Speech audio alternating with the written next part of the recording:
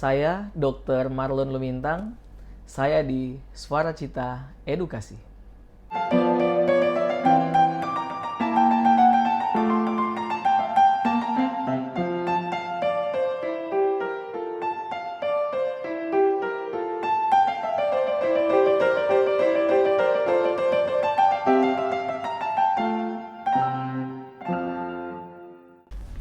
Selamat datang di Suara Cita Edukasi bersama saya, Novanda Bulu.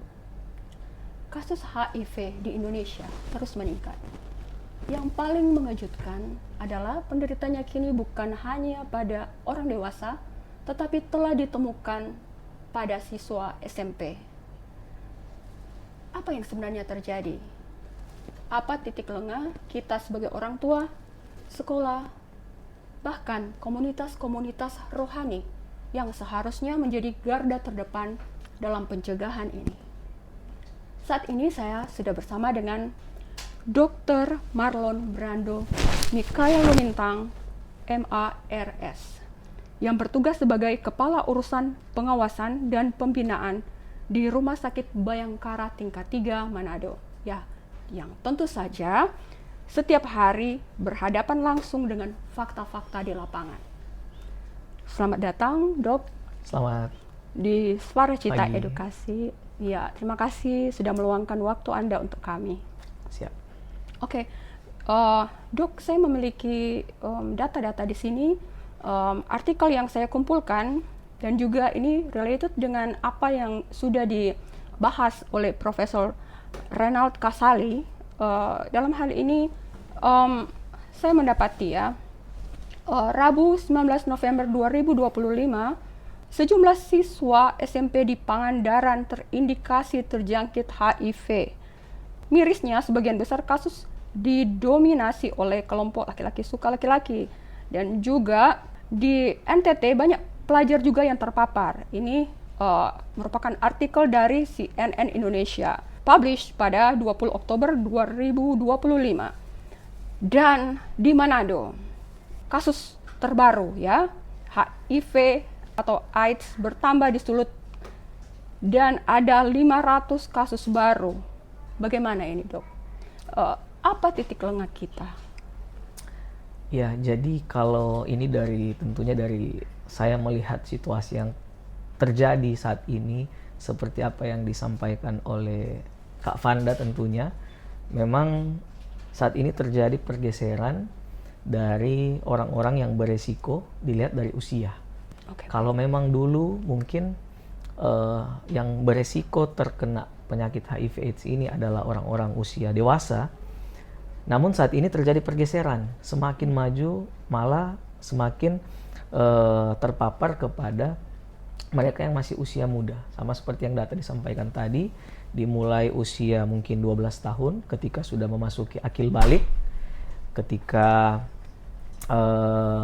sudah remaja tentunya, ini usia-usia SMP tentunya, dan dengan perkembangan teknologi yang berkembang sangat pesat, nah saat ini kita melihat bahwa pendidikan itu tidak lagi hanya sebatas selembar kertas saja atau buku, tapi itu bisa melalui internet.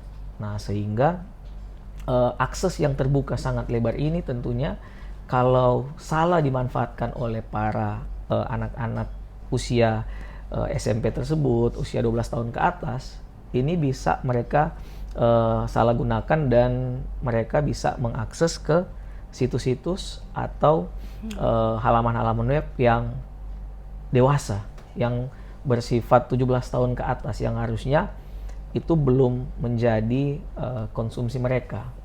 Nah, kalau dari sini sebenarnya pentingnya sekali adalah pendidikan seks atau sex education di usia dini, Kak. Ini yang masih menjadi tabu mungkin dibicarakan di sekolah bahkan maupun di rumah. Mungkin orang tua masih agak ragu ketika mendiskusikan terkait dengan sex education ini kepada anak-anak usia 12 tahun ke atas atau yang sudah memasuki usia remaja atau yang akil balik. Padahal kita tahu bahwa secara normal itu memang anak-anak itu di atas usia 12 tahun baik laki-laki atau perempuan itu secara anatominya itu sudah menuju ke arah dewasa. Kalau laki-laki itu ditandai dengan biasanya ada mimpi basah.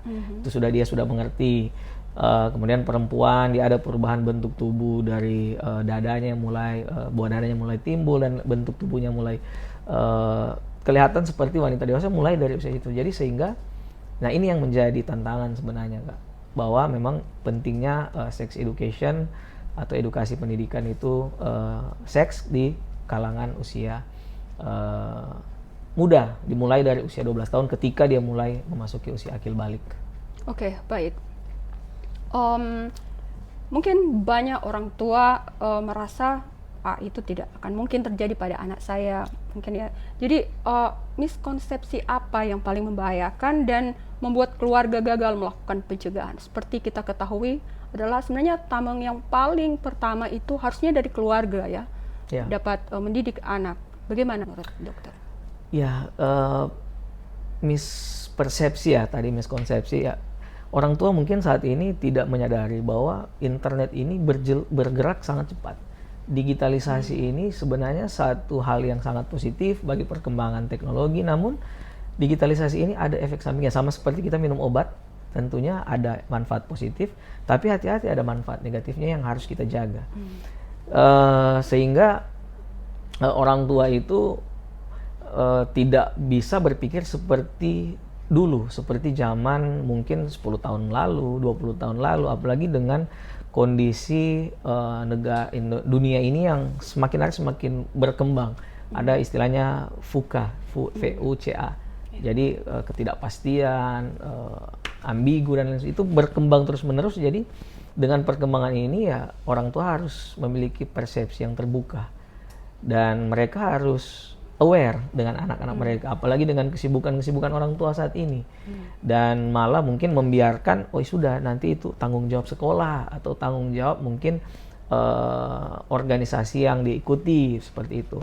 Melupakan tanggung jawab orang tua di rumah, padahal ya lingkungan terdekat dari anak tersebut adalah orang tua. Nah biasanya Kak, ini saya melihat ketika membicarakan tentang edukasi seks itu tabu di keluarga. Padahal sebenarnya itu sudah bisa dibahas.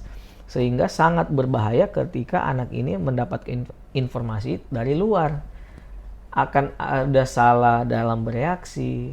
Karena ini kan suatu hal yang normal sebenarnya. Cuman ketika tidak diarahkan, tidak mendapatkan sumber yang baik, diarahkan harus seperti apa. Nah ini yang bahayanya di situ. Akan ada celah dan ya itulah Kak, terjadi hal-hal yang data-data tadi sebutkan. Oke, baik dok. Mungkin bukan tidak mau menjelaskan, mungkin tidak tahu menjelaskan. Bagaimana dokter bisa menolong orang tua untuk menjelaskan kepada anak-anak mereka? Ya, ini kalau dari kacamata saya melihat bahwa sebenarnya orang tua sudah tahu. Karena orang tua tentunya sudah melewati sex experience ini. Jadi sudah tahu sebenarnya, semisalkan bahwa ternyata dalam hubungan intim itu ada potensi tertularnya penyakit yang namanya HIV. Bukan cuma HIV, tentunya banyak penyakit-penyakit menular lain yang dapat tertularkan lewat berhubungan seksual. Jadi sebenarnya orang tua sudah paham, wah ini ada penyakit seperti ini yang diakibatkan karena ini. Nah itu yang harus sebenarnya disampaikan juga, walaupun dengan cara penyampaian yang tidak terlalu open. Jadi harus disampaikan dengan kata-kata yang harus dijaga. Misalkan kalau dari 12 tahun, kalau beberapa kali saya mengikuti kegiatan seminar sex education, jadi diajarkan bahwa oh ini untuk laki-laki ada alat kelaminnya namanya ini, perempuan ada alat kelaminnya namanya ini. Kemudian diajarkan bahwa oh ada mimpi basah misalkan, itu hal yang wajar terjadi, itu artinya sudah mau memasuki dewasa dari usia anak menuju ke remaja dan seterusnya. Ya dimulai dengan hal seperti itu, jadi mereka tidak tabu lagi seperti itu. Jadi ketika misalkan menyampaikan itu kepada anak-anak mereka dan semisalkan sudah disampaikan, dan misalkan mereka di luar bergaul dan lain sebagainya, ada teman mungkin yang sudah terlanjur jauh dalam pengetahuannya itu yang dia dapatkan, ketika dia mau mencoba untuk mau mempengaruhi, nah anak tersebut sudah dibekali oleh orang tua bahwa batasan kita hanya sampai di sini loh. Kita harus tahu bahwa ada hal-hal yang tidak bisa dilewati, misalkan seperti itu, Kak. Oke, baik. Tadi kita bicarakan tentang hal preventif kan. Baik. Bagaimana dengan hal kuratif dan rehabilitatif kepada penderita ini? Ini HIV ini apakah itu masih bisa disembuhkan sih, Dok? Ya, itu tadi. Jadi perkembangan zaman saat ini memang para ilmuwan-ilmuwan, para dari segi kesehatan maupun dari segi sains itu sebenarnya secara global sementara mengembangkan terkait dengan obat HIV ini. Namun sehemat saya, Kak, sampai saat ini belum ada yang memang bisa dikonsumsi dan dinyatakan pasien ini sembuh total. Tapi ada obat antivirus yang memang dikonsumsi dan obat ini harus dikonsumsi seumur hidup itu untuk menjaga sistem imun. Karena kita tahu sendiri bahwa HIV ini dia menyerang sistem imun. Ketika sistem imun sudah jatuh, even pun hanya kita flu biasa, dia akan sampai ke fase berat, fase kronis itu istilahnya. Jadi yang harus dijaga itu ada indikator namanya pemeriksaan CD4. Nah itu harus dengan obat antivirus ini, CD4 ini diharapkan itu tidak turun, sehingga menyebabkan antibodinya itu turun. Tapi ini harus diminum seumur hidup. Dan memang sampai saat ini perkembangan keilmuan itu sudah sangat pesat, Kak. Jadi ada orang-orang yang sudah terkonfirmasi HIV positif, itu dia tidak menularkan lagi, asalkan CD4-nya ini terjaga kadarnya. Seperti itu. Saya akan lanjut, Dok. Dari perspektif medis, apa model edukasi yang paling realistis dan efektif untuk mencegah penyebaran HIV pada remaja? Seks itu satu hal yang nice to know saja, namun tidak bisa mereka langsung implementasikan. Nice to know aja, oh ini pengetahuan yang baik untuk diketahui, namun tidak untuk learning by doing. Nanti ada waktunya, Kak, seperti itu. Karena akan bertolak belakang satu dari segi medis tentunya. Dari segi medis, anak yang secara anatomis itu belum matang, Kak, ketika dia dipaksakan, semisalkan masih usia anak, masih usia remaja, kemudian dia sudah dalam tanda kutip berhubungan intim, itu akan sangat berisiko terkena banyak penyakit, Kak. Bukan hanya HIV saja.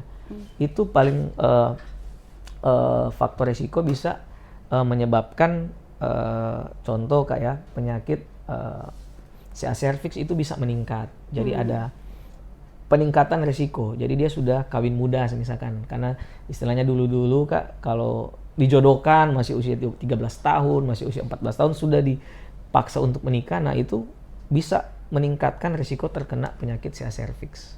Kemudian dari penyakit itu penyakit menular.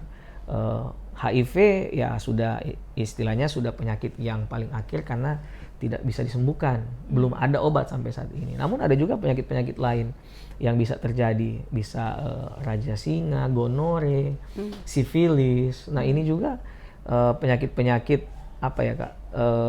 Yang terjadi dan marak terjadi saat ini di masyarakat. Itu dari segi medis. Kemudian ya tentunya dari segi keagamaan, dari itu kan dari kultur budaya ya, di mana kalau usia remaja itu belum waktunya untuk mengkonsumsi atau learning by doing lah yang terkait dengan hal-hal yang belum waktu mereka. Demikian. Oke, baik. Tadi kita bicarakan physically ya. Ya. Bagaimana dengan mentally? Kita kan juga harus artinya menunjang kualitas hidup dari penderita. Biasanya kalau sudah terjangkit akan dijauhi orang seperti itu.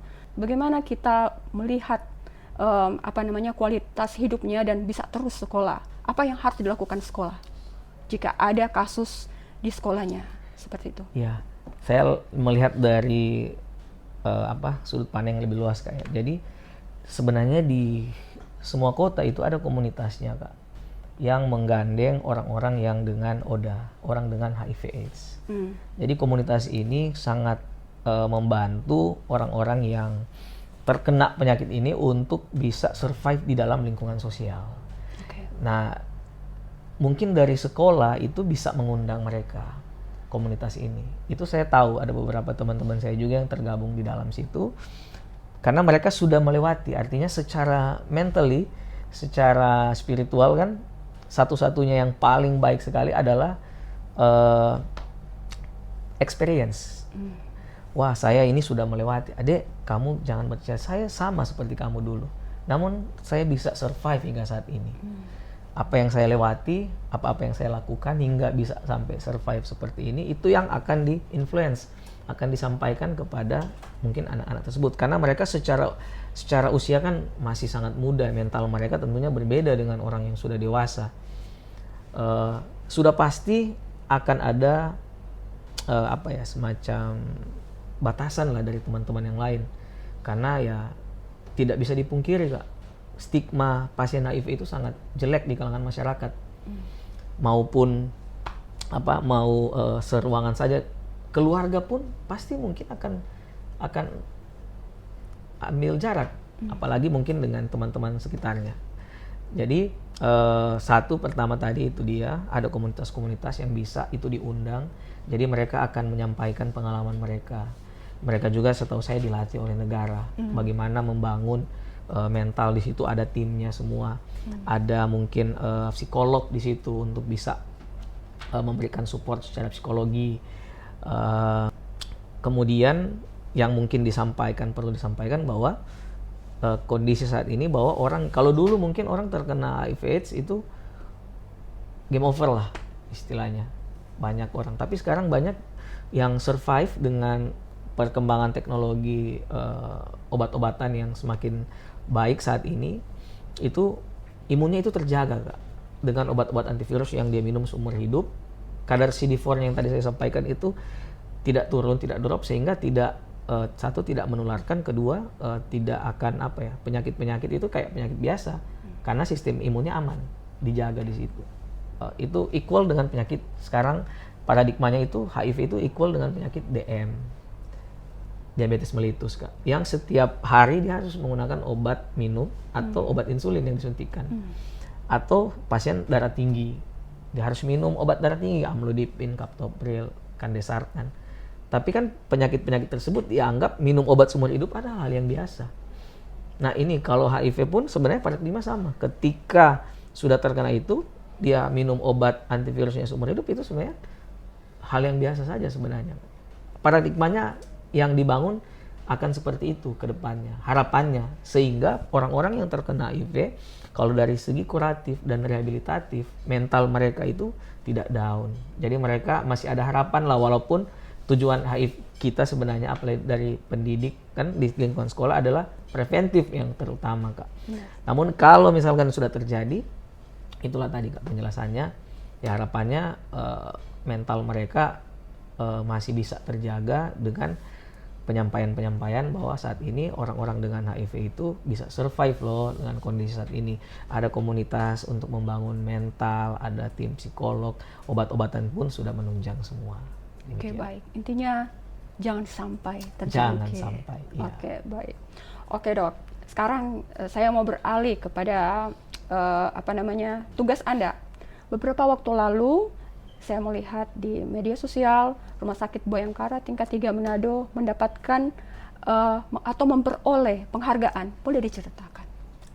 Ya, jadi penghargaan tersebut dilombakan secara dari tingkat kota Manado, kemudian naik ke tingkat wilayah. Kalau di sini itu wilayah 10, Sulu Tenggo, Malut. Kemudian terpilih masuk ke 3 besar. Nah, itu namanya penilaian fasilitas kesehatan tingkat lanjut paling berkomitmen. Artinya menjaga komitmen dalam pelayanan kepada pasien Jaminan Kesehatan Nasional atau BPJS. Ya puji Tuhan Kak, dapat peringkat ketiga secara nasional. Nah itu prosesnya panjang Kak, jadi ada penilaian-penilaian, indikator-indikator yang dinilai secara digital. Karena sekarang kita sudah digitalisasi kan Kak, jadi nilai-nilainya itu sudah keluar semua. Dan banyak indikator situ, dari antrian online, dari tampilan medis operasi, tampilan tempat tidur, tampilan angka-angka kepatuhan. Itu semua kayak itu yang jadi satu sebenarnya penghargaan tersebut kalau saya melihatnya itu satu tantangan sebenarnya. Karena sudah mendapatkan penghargaan tentunya di mana kita tahu bahwa yang paling sulit adalah mempertahankan, bukan meraih. Nah ini mempertahankan ini yang menjadi PR besar. Kalau meraih mungkin dilombakan selama 1 bulan dapat, tapi mempertahankan ini adalah bertahun-tahun kan, Kak. Nah ini yang harus dijaga betul-betul, Kak. Demikian. Oke, baik. Saya ingin bertanya hal ini, Dok. Apa yang biasanya Anda lakukan untuk memastikan keputusan Anda tetap adil dan berorientasi pada kemanusiaan? Kan bisa saja ada kasus-kasus yang Anda harus mengutamakan kemanusiaan di atas regulasi. Bagaimana hal itu? Ya ini diskusi apa ya, Kak? Sebenarnya ini diskusi yang sering kali timbul. Beberapa waktu lalu kami rumah sakit di sini dilakukan pemeriksaan oleh BPK RI. Nah di situ dibahas ada regulasi-regulasi. Kemudian salah satu pemeriksanya menyampaikan memang dalam melakukan audit, jadi walaupun ada undang-undang yang sudah lama tidak digunakan dan tidak ada revisi, itu masih relevan untuk digunakan.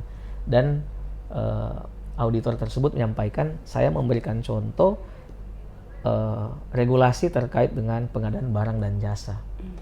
Walaupun itu tahun 70, 80 tapi masih relevan, tetap digunakan. Sehingga harus saklek. Jadi sudah tertuang dalam undang-undang. Kemudian saya memberikan izin, saya menyampaikan, izin Ibu, punten. Ya memang benar kalau ada regulasi itu harus diikuti. Namun kalau tadi Ibu menyampaikan ini adalah pengadaan barang dan jasa, tentunya ini berhadapan dengan barang-barang yang benda mati. Nah kami di rumah sakit Ibu berhadapan dengan manusia, benda orang yang bernafas. Tentunya ketika kita akan menjalankan regulasi yang tertulis, itu akan bertentangan dengan hati nurani. Ini saya kasih contoh, Kak. Pasien-pasien yang datang ke IGD rumah sakit. Sebenarnya BPJS itu ada kriteria gawat darurat yang bisa ditanggung oleh BPJS. Ada beberapa itu, Kak. Dia kalau nggak salah di Perpres 82 tahun 2018 itu diatur. Itu yang mengancam nyawa, yang ada gangguan hemodinamik. Pokoknya intinya yang sudah kasus berat, Kak, yang mengancam nyawa. Jadi kasus-kasus tersebutlah yang sebenarnya tercover di dalam BPJS. Di IGD. Namun kalau kita rumah sakit mau menerapkan aturan tersebut, pasti chaos di IGD, Kak. Chaos. Jadi itulah, Kak. Kadang saya juga beberapa kali menyampaikan sih argumen dengan BPJS. Kalau kita mau indikasi gawat darurat betul-betul sesuai regulasi, ada banyak sekali pasien itu di IGD yang harus kita tolak. Artinya kita tidak layani dengan JKN. Kalau mau dilayani harus bayar umum. Nah, Kak tahu sendiri perkembangan saat ini. Ketika kita sampaikan umum, ya pasti kalau tidak viral ya keluar di sulut viral pasti, kan, Kak. Nah itulah, Kak, contoh-contoh dalam kita melayani pasien yang memang tidak harus, ya memang ada standar-standar yang harus kita jaga, namun tidak juga membuat kita kaku. Situ harus mengedepankan hati nurani, Kak, dalam melayani. Apalagi ini tapi saya sampaikan tadi, kita ini bukan berhadapan dengan benda mati, kita berhadapan dengan manusia yang bernafas, seperti itu, Kak. Luar biasa. Oke, Anda sebagai pemimpin, siapa yang paling mempengaruhi Anda dan nilai-nilai kepemimpinan Anda? Kebetulan saya, Kak, di Rumah Sakit Bayangkara ini sudah berapa tahun ya? 6 tahun mungkin, masuk 7 tahun. Sudah melewati banyak pemimpin-pemimpin sampai saat ini, dan tentunya para pemimpin-pemimpin ini yang menjadi teladan saya, bagaimana mereka cara menghandle organisasi, menghandle situasi. Tentunya kepala-kepala rumah sakit yang selama ini saya dampingi itu mereka adalah orang-orang hebat yang saya banyak belajar dari mereka. Kemudian para guru-guru saya tentunya, nah di Rumah Sakit Bayangkara sini kan banyak guru-guru saya juga sebenarnya di rumah sakit sini. Ada Profesor Dr. Linda Roti, spesialis penyakit dalam yang sebagai ketua komite medik. Nah, saya belajar dedikasi dalam bekerja lewat beliau, di mana beliau kalau mau visite pagi Kak itu 4:30 pagi udah di rumah sakit. Setiap hari, Senin sampai Minggu. Seorang profesor datang 4:30, udah di rumah sakit, visit. Karena kan dokter itu ada 3 rumah sakit Kak. Kita bisa berpraktek sampai ke 3 rumah sakit. Dapat izin prakteknya 3. Jadi bagaimana mau mengatur itu, akhirnya beliau membayar harga dengan harus datang lebih awal. Jadi kadang jam 4 sudah mulai visit, karena 3 rumah sakit. Jadi harus menyesuaikan dengan waktu beliau sebagai dosen di Fakultas Kedokteran Unsur. Baik, terakhir Dok, apa filosofi hidup Anda? Kalau saya Kak, filosofi ya karena orang Kristen Kak ya. Dan sampai saat ini tentunya tantangan, pergumulan, masalah pasti silih berganti. Bersandar kepada Tuhan Kak. Itu aja Kak. Okay. Berserah. Karena secara manusia kita terbatas, namun dalam Tuhan itu segala sesuatu itu mungkin dapat terjadi, bukan mungkin Kak. Dalam Tuhan itu pasti, dan rencana Tuhan nggak ada yang gagal. Itu sih Kak. Oke, baik. Thank you Dok Terima kasih for your kembali. time. Terima kasih Kak.